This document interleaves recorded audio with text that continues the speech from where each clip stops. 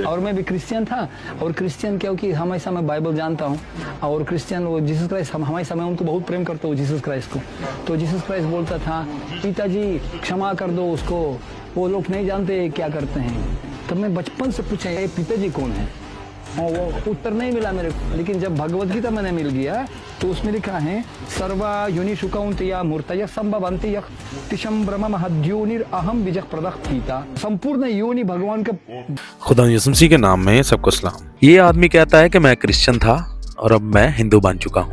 वजह क्या इसने बयान की है अपने हिंदू होने की, कि मैं यीशु मसीह को तो बहुत ज्यादा प्यार करता हूँ, मगर जब मैंने ये सुना ना कि यीशु मसीह कह रहा है खुदा आए बाप इन्हें माफ कर क्योंकि ये नहीं जानते, तो मैं अक्सर पूछता था ये बाप कौन है। पहली बात तो भाई आप क्रिश्चियन नहीं हो, क्योंकि जो क्रिश्चियन है वो जन्म से ही जब वो पैदा होता है मसीह घराने में, वो जानता है कि बाप कौन है, बेटा कौन है और पाक रूह कौन है। तो पहली बात तो आप मसीही नहीं हो। और जो खुदा की भेड़ें होती हैं वो खुदावंद की आवाज पहचानती हैं और उसके पीछे आती हैं। क्योंकि आप खुदा की भेड़ नहीं हो इसलिए आज आप हिंदू हो। तो ये कहना कि आपने मसीहत इसलिए छोड़ी कि आपको पता नहीं चला बाप कौन है, क्योंकि आपने बाप की तलाश नहीं की। बेशक आप मसीह घराने में पैदा हुए होगे, मैं नहीं कहता कि आप मसीही नहीं थे पहले, तो क्या आपके बाप को, आपकी माँ को, आपके रिश्तेदारों को नहीं पता कि बाप कौन है? वो फजूल में क्रिश्चियन बने हुए हैं। तो अगर वो मसीही थे, सच्चे मसीही थे, तो उनको कम से कम इतना पता होना चाहिए था कि यीशु मसीह कौन है और यीशु मसीह का बाप कौन है।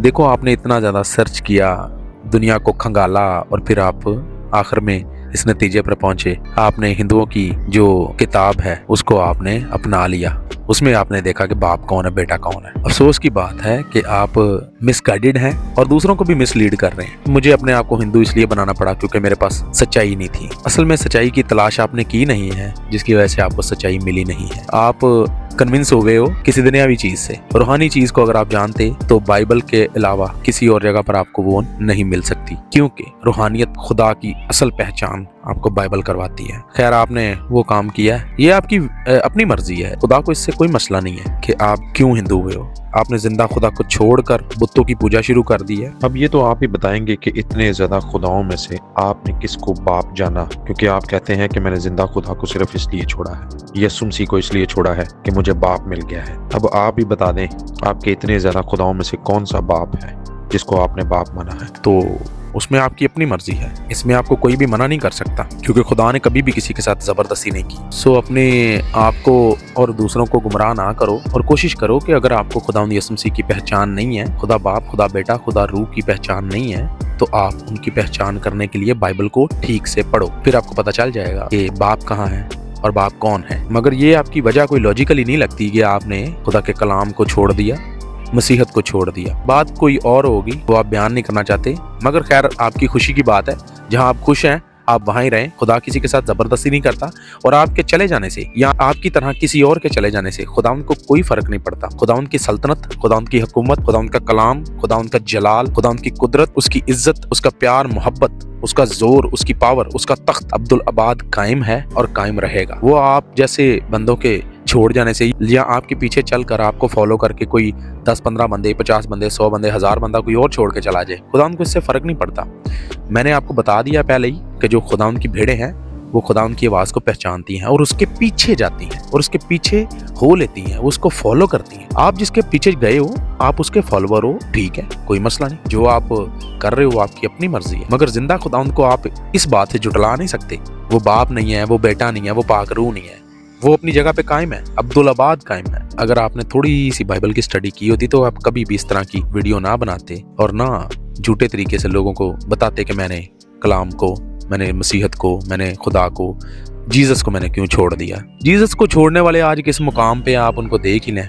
और आपको अगर फेम चाहिए जीसस को रिजेक्ट करके तो आप ले सकते हो, दुनिया में आपको सब कुछ मिल जाएगा, मगर आसमान पर आपको कुछ नहीं मिलेगा। आप दुनिया की दौलत हासिल कर सकते हैं क्योंकि आपके लिए शायद ये बहुत कीमती चीज है, मगर मैं आपको एक चीज वाज़ा करना चाहूंगा कि ये दुनिया की शान शौकत मिटने ही वाली है। और आप जिसको रिजेक्ट करके हिंदू बने हैं या किसी और मजहब में कन्वर्ट हुए हैं, ये याद रखिएगा कि फैसला भी उसी ने करना है जिसको आपने रद्द कर दिया है। आखिरी अदालत भी उसी के हाथों में होगी। खुदावंद को जिन्होंने छोड़ा है उनका हाल आप देख सकते हो। पहले तो बहुत ज्यादा उन्होंने इज्जत पाई, सब कुछ पाया, मगर बाद में अपना दिमागी सुकून खो बैठे। और खुदा इस बात का जरूर बदला लेगा कि आप खुद तो गुमराह हुए हो, आप खुद तो अपनी मर्जी करके मसीहत को छोड़ चुके हो और दूसरों को भी कन्विंस कर रहे हो। खुदा का कलाम कहता है कि ऐसे बंदे के गले में चक्की का पाट डालकर उसको समंदर की तह में डाल देना चाहिए जो छोटों से गुनाह करवाता है। और क्योंकि आपने मसीहत को छोड़कर दूसरों को भी इस लाइन पर लगाने की कोशिश की है, बगैर तहकीक किए, बगैर किसी सबूत के और अपने नॉलेज के मुताबिक आपने ये सब कुछ किया है, तो बहुत से